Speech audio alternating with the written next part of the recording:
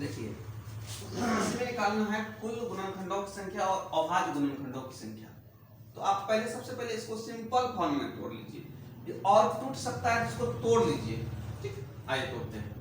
देखिए n है ये कितना, 2 पे पावर 4 पे पावर कितना 2 कर सकते हैं, 27 है, 3 पे पावर कितना 3 कर सकते हैं, इसके बाद 5 पे पावर 2 पे पावर 2।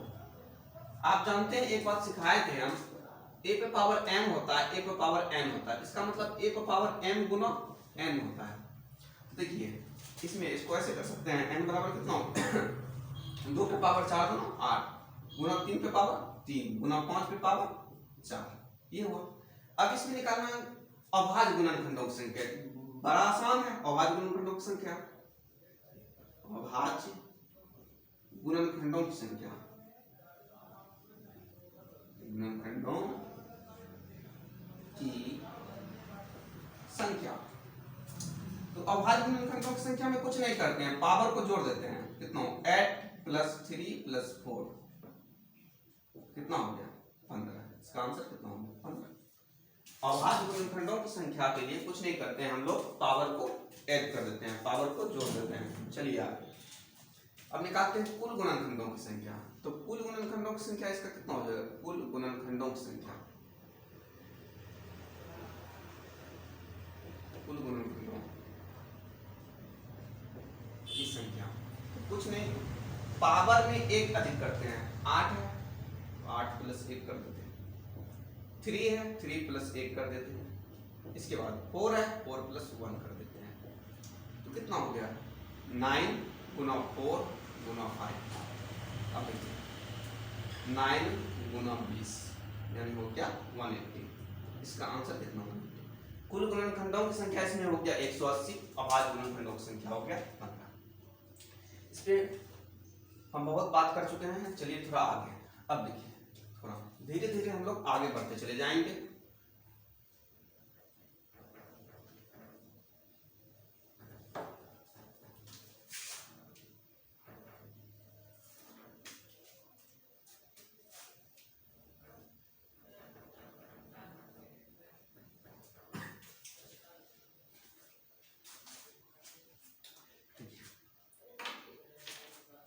थोड़ा फिर समझने का दूसरा चीज प्रयास कीजिएगा। देखिए लोग जैसे 12 है, इसका फैक्टर क्या है, 1 है 2 है 3 है और कितना 4 है और 6 है और कितना 12 है। अब हम कहते हैं जितना फैक्टर है कुल फैक्टरों का योग निकालना है, सम ऑफ फैक्टर, यानी पूरे फैक्टरों का योग निकालना है। 12 का जितना भी फैक्टर उसका योग निकालना है। कैसे निकालेंगे ऐसे देखते हैं। पहले इसको ऐसे ही कर लीजिए, 12 × 18 = 22 3 × 25 3 × 28 हो गया। लेकिन ऐसे निकालने से काम नहीं चलने वाला है, हम निकालेंगे कैसे, तो वो देखिए हम 2-3 मेथड बताएंगे कम से कम आपको, इसको सम कैसे निकालेंगे, यानी फैक्टर कुल फैक्टरों का योग कितना होगा। तो आप देखिए 12 को कैसे तोड़ सकते हैं, 12 को एकदम साधारण भाषा में सीखिए ऐसे, 2 से कितना 6, 2 से कितना 3, इसका मतलब है 2 पे गुना 2 गुना 3, 3 पे नहीं कुछ तो 1 तो पावर है। आइए इसको देखिएगा योग कैसे ऐड कैसे निकालते हैं। आप कुछ नहीं कीजिए, देखिए किसी भी एनी नंबर पे पावर 0 होता है, एनी नंबर यदि उस पे पावर 0 कर देते हैं उसका वैल्यू कितना होता है 1 होता है। कोई भी नंबर जैसे 2 पे पावर 0, 1 3 पे पावर 0, 1 7 पे पावर 0, 1 1000 पे पावर 0, तो कोई भी संख्या पे पावर 0 रहता है तो उसका वैल्यू 1 होता है। अब देखिए इसमें हाईएस्ट पावर 2 है, इसमें हाईएस्ट पावर 1 है, तो इसको कैसे लिखिएगा, आप इसको ऐसे लिखिएगा 2 पे पावर 0 प्लस 2 पे पावर 1 प्लस 2 पे पावर 2। कहां तक लिखना है दोस्त, जहां तक है, यानी 2 पे पावर 2 तक, गुना 3 पे पावर 0 प्लस 3 पे पावर 1। अब देखिए इसको कैसे तोड़िएगा, 1 प्लस 2 प्लस 4 हो गया, इसके बाद इसका 1 प्लस 3, ये हो गया 7 गुना 4 7 × 28। तो ऐसे बना सकते हैं आप ऐसे बना सकते हैं। ये हुआ सेकेंड मेथड। थर्ड मेथड की बात कर लेते हैं कि फैक्टरों का योग कैसे निकालेंगे। क्योंकि ये तो अभी छोटा छोटा बातें हैं, यदि बड़ा बड़ा चलेंगे तो थोड़ा लॉन्ग जाना पड़ेगा। आप इसको ऐसे भी निकाल सकते हैं, यदि लिख लिए तो मिटा देंगे इसको, देख लीजिए एक बार आप लोग, आइए मिटा देते हैं इसको। देखिए आप इसको ऐसे भी कर सकते हैं, फैक्टरों का योग निकालने के लिए कुछ नहीं करेंगे। देखिए कितना 2 का पावर 2 गुना 3 का पावर 1 है जी, बिल्कुल। इसके बाद इसमें क्या करेंगे, कुछ नहीं करेंगे, 2 का पावर जो है उस पर पावर 1 को इंक्रीज कर दीजिए, बढ़ा दीजिए। 2 का पावर 2 है तो 2 का पावर कितना लिख दीजिए 3 और -1, और नीचे भी क्या 2 - 1 इसी को लिख देते हैं, हो गया। गुना 3 पे पावर 1 है, एक पावर इंक्रीज कर दीजिए, कितना हो गया 3 पे पावर 2 - 1 बटा यही 3 - 1, बस हो गया। इतना सा से काम चल जाएगा। देखिए सम ऑफ फैक्टर, ये क्या निकल रहा है, sum of factor, sum of factor, कुल गुणनखंडों का योग, 12 के कुल गुणनखंडों का योग निकलता है। देखिए 8 में 1 चला गया, 7 7 बटे 1 7 हो गया, 9 में 1 गया, 8 8 बटे 2 कितना हो गया 4, यानी 7 गुना 7 कितना हो गया 28 हो गया दोस्त मेरे। इसका आंसर कितना हो गया 28। तो हम क्या सीखे इसमें, सबसे पहला सीखे कि फैक्टरों की संख्या निकालना, दूसरा सीखे अभाज्य गुणनखंडों की संख्या निकालना, तीसरा हम सीख रहे हैं कि फैक्टरों का कुल योग क्या होगा, उस पर बात कर रहे हैं। चलिए आगे नेक्स्ट चलते हैं, चलिए चलिए।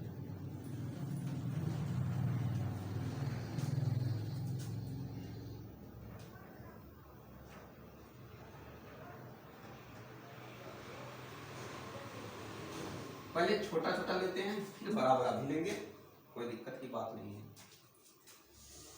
आइए जैसे 20 है, 20 के सबसे पहले इसका निकालना है, क्या हमको निकालना है इसके फैक्टर का योग, गुणनखंडों का योग, 20 के गुणनखंडों का योग, 20 के गुणनखंडों का योग। तो कुछ नहीं करना, हम 2 मेथड बताएं, 20 को तोड़ दीजिए ऐसे, 2 से 10 हो गया, 2 से क्या हो गया 5, यानी आप 2 पे पावर 2 गुना 5 पे पावर 1 लिख सकते हैं, ये होगा। अब देखिए इसको क्या करिएगा,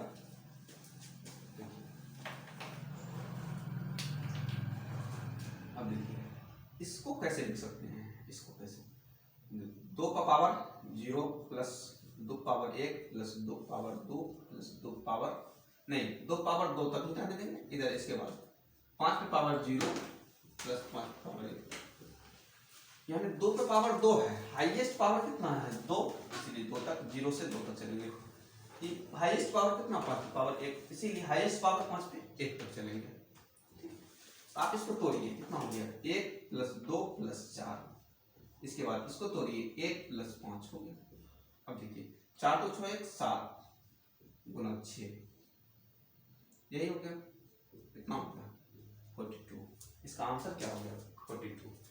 आप चाहे तो ऐसे बना सकते हैं या इसको हम दूसरे तरीके से भी बना सकते हैं। आइए दूसरा मेथड देख लीजिए, कैसे कीजिए। क्या निकला 20 के गुणनखंडों का योग निकला, कितना 42। आइए दूसरे मेथड से कैसे करते हैं वो देख लीजिए जरा। दूसरा मेथड है, नेक्स्ट मेथड देखिए 2 पे पावर 2 है ना, तो 1 इंक्रीज कर दीजिए 2 पे पावर 2 है तो 2 पे पावर कितना लिख दीजिएगा 3, 2 पे पावर 3 और -1 बटा 1 2 - 1 गुना 5 पे पावर 1 है तो 1 इंक्रीज कर दीजिए 5 पे पावर 2 - 1 बटा 5 - 1, इतना करना।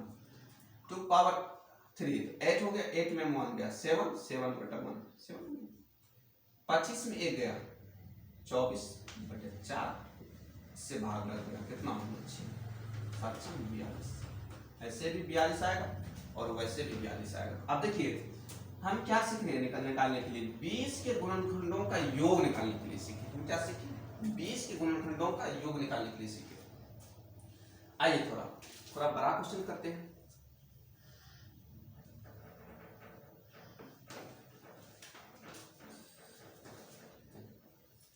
जैसे 2 पे पावर 3 है और 3 पे पावर 2 है और 5 पे पावर 3 है। इसमें निकालना है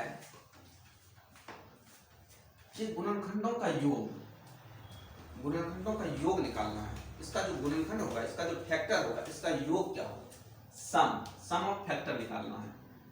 सम ऑफ फैक्टर इसका आपको हम सिखाए हैं, 2 मेथड सिखाए हैं, दोनों पे बात कर लेते हैं।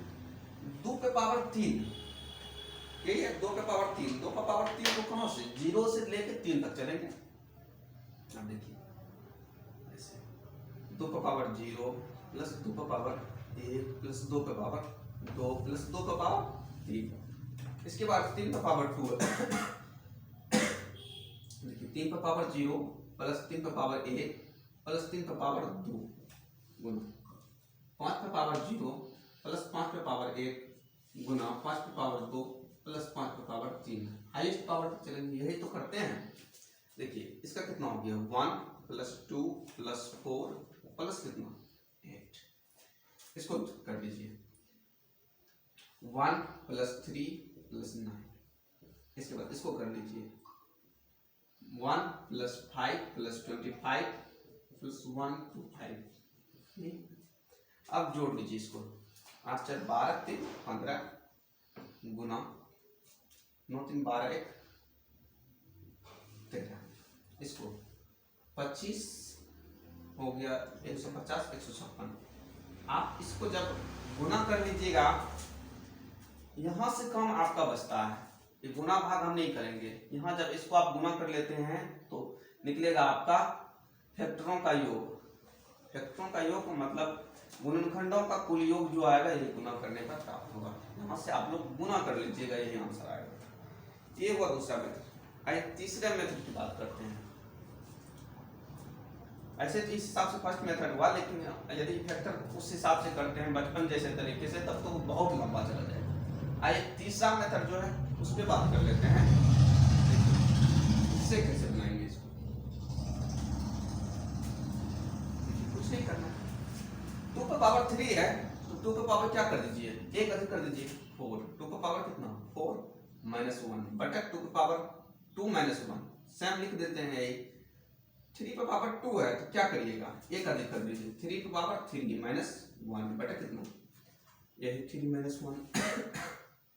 इसके बाद 5 पे पावर 3 है, 5 पे पावर 3 है तो इसको क्या कीजिएगा 5 पे पावर 4 माइनस 1 बटा 5 माइनस 1, बस इतना सा करना है। अब देखिए 16 में 1 गया 15 बटे 1 15 हो गया गुना 3 3 9 27, यही नहीं 27 में 1 गया कितना 26 बटा 2 गुना। अब ये हो गया कितना 625 में 1 गया 624 बटा 4, तो हो गया 15 गुना 13 गुना, आप इसमें भाग दीजिए कितना हो गया 1 और हो गया आपका 156 के आसपास आएगा। देख लीजिए, इसके आगे आप गुना कर लीजिएगा, कोई दिक्कत की बात नहीं है, ठीक है। यहां से आपका क्या आप सीख लिए, क्या क्या सीखे आप 3 बात सीखे अभी तक में। आप पहला बात सीखे कि कुल गुणनखंडों की संख्या निकालने के लिए, दूसरा बात सीखे अभाज्य गुणनखंडों की संख्या निकालने के लिए, तीसरा बात सीखे कुल गुणनखंडों का योग निकालने के लिए। तीसरा बात क्या सीखे, कुल गुणनखंडों का योग निकालने के लिए सीखे। क्या सीखे, तीसरा बात कुल गुणनखंडों का योग निकालने के लिए सीखे। अब आइए आगे चलते हैं। उतार हैं, कोई उतार लीजिए।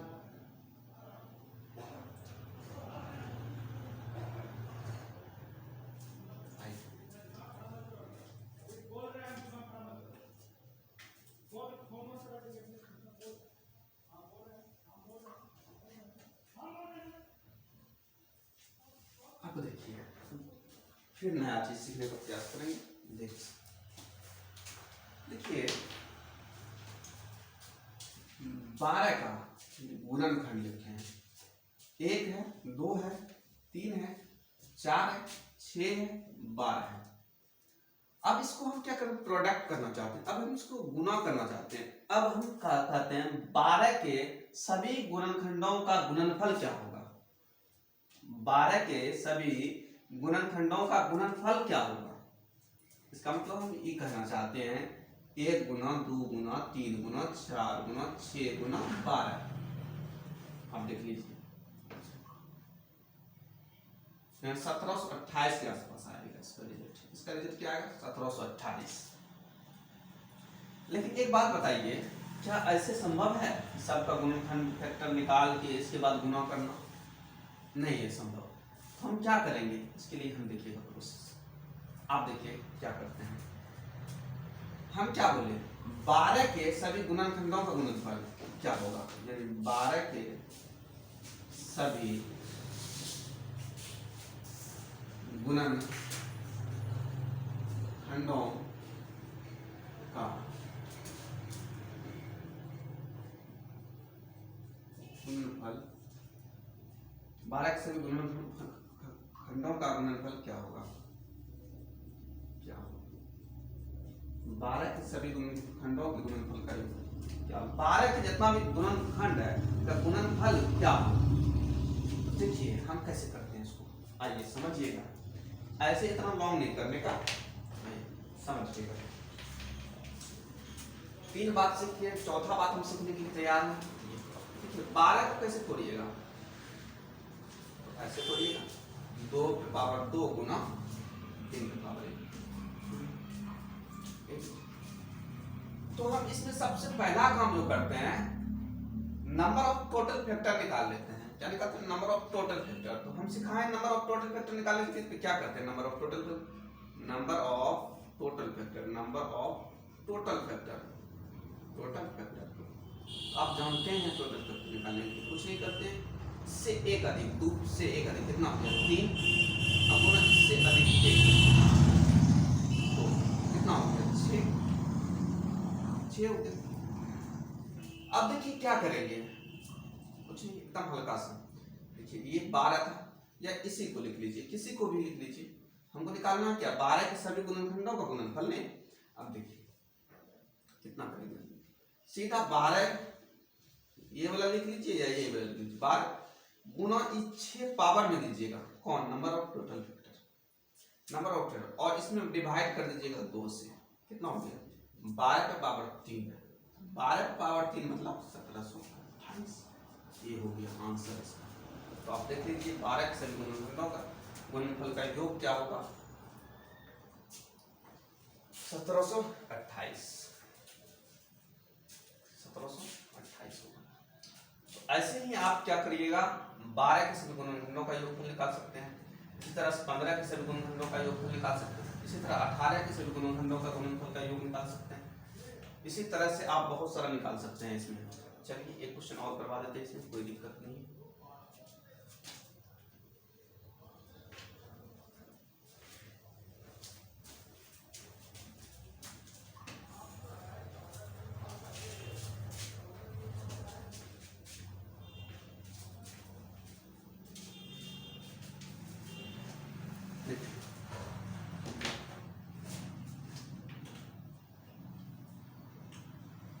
तीन पे पावर 4 है, 3 पे पावर, इसको दूसरा कर देते हैं, 5 पे पावर 2 है, ठीक है,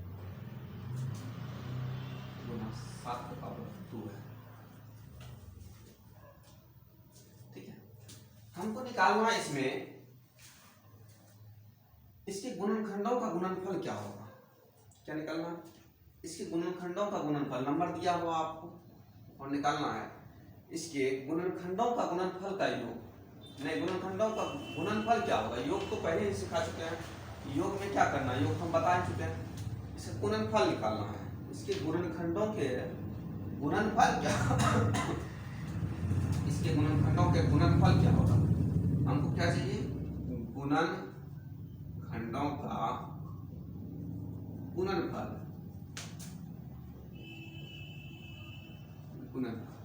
देखिए क्या करेंगे, तो हम क्या कहते हैं नंबर ऑफ टोटल फैक्टर निकाल लीजिए सबसे पहले, नंबर ऑफ टोटल फैक्टर। आइए number of total factor, number of total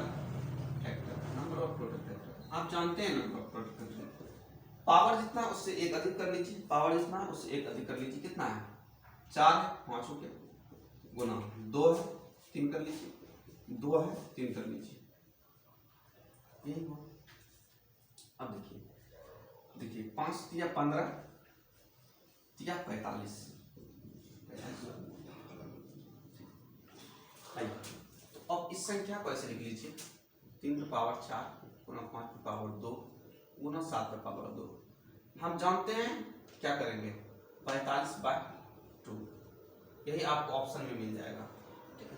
यही वो गुणनखंडों का गुणनफल, ठीक है। इसी टाइप से आपको ऑप्शन में मिल जाएगा, कोई दिक्कत नहीं, इसका आंसर ये। चले आगे, थोड़ा और एक आध एग्जाम्पल ले लेंगे। चलिए आगे,